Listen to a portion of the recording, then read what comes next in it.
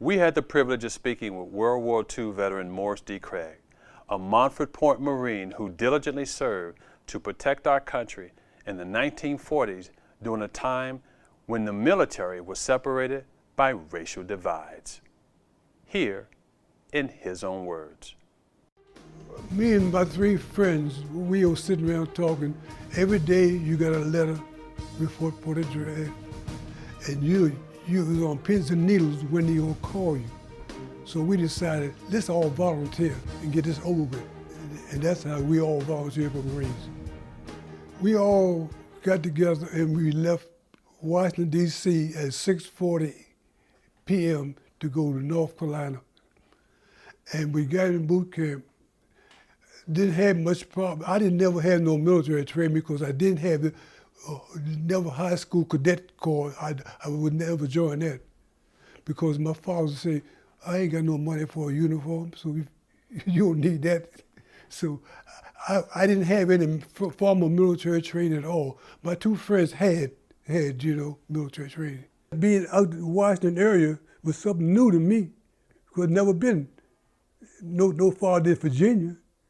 And when I was in Virginia, in high school, I was on the football team and the basketball team, and we used to go to Virginia to play Virginia teams. And then Baltimore teams. That's as far as I've been was my young life. Well, we had that team before we went into the service. All the guys from high school had it. Infinite High School had this team. When the war broke, they broke up.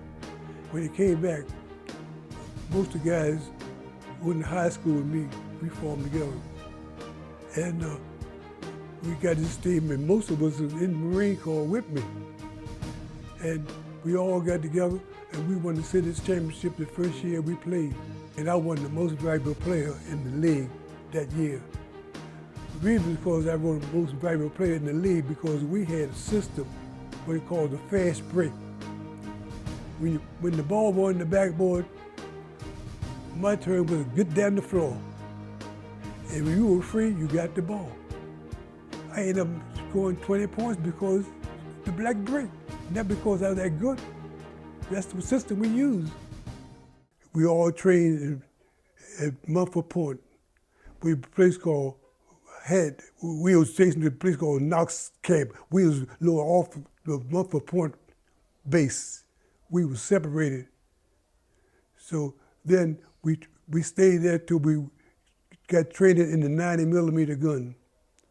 Well, I was trained in the 30 caliber machine gun. We left North Carolina, a group, about 200. They broke it down in groups on a train to California.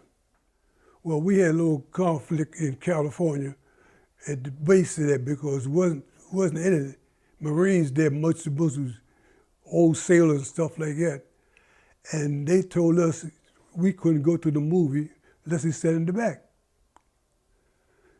That was me and this vast group, the other group hadn't come yet.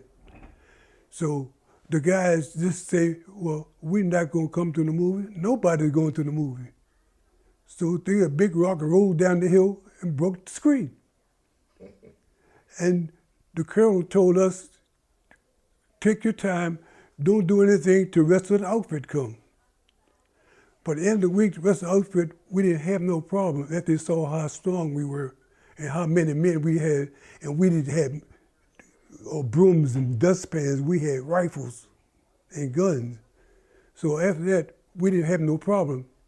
We were trained to do for your fellow man.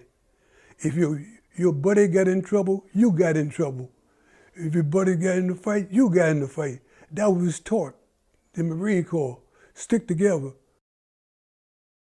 Then we got on the ship to go overseas.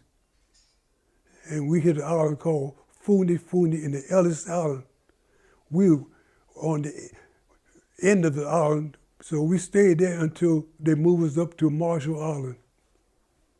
And we stayed in the Marshall Island to the end of the war. One thing changed, we didn't have any black officers. Our highest rate person was a sergeant. And we had white officers during the war. After integration, we got black colonels, black lieutenants, black captains, black everything, you know. So by integrating, we got moved ahead. Just wasn't a outfit that's controlled by white lieutenants. We had your own lieutenants. I went back and got my high school diploma, first thing. And then I went to photography school at night until then I got married, which changed the whole system. Well, one thing they had set up for veterans, they had government jobs for veterans, messengers. You could go to the job and be a messenger if you're a veteran. They save that for the messenger. So I took those jobs and did it a while until I became a clerk. When they broke it down to you could go, take a civil service exam, get in the job you want, that's when I made the move to be a clerk. And I retired at being a clerk. And then I took a little work for myself doing puzzles. All day long, I said, sitting right here waiting for something to happen. So I started doing puzzles. And if I put them together and put them on the wall, and I got so many puzzles that they had no wall space, so I started doing and giving them to people that wanted them. My two brothers in the Navy, one got killed in Port Chicago. It was ammunition dump, that you know, ammunition for the ships, you know. That's all I know about it. And the thing exploded, and my brother was one of they got killed in there. Norman Craig. And my older brothers were in the Navy, and my next brother, him and I were in the Marine Corps. And my youngest brother, he went to the Korean War later on, he served in the Navy. Ended up being a priest though.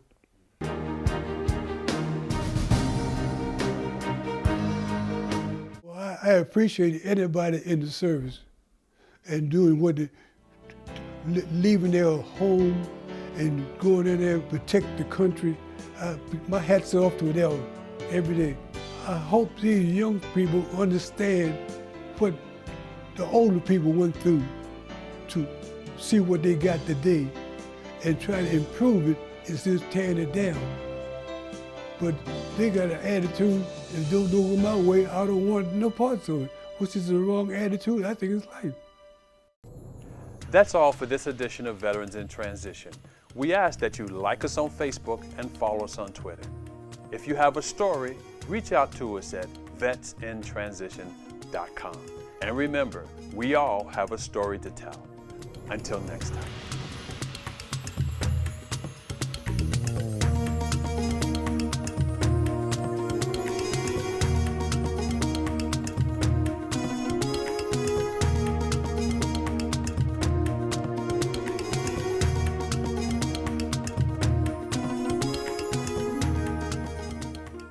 We have an opportunity to recognize a living Montford.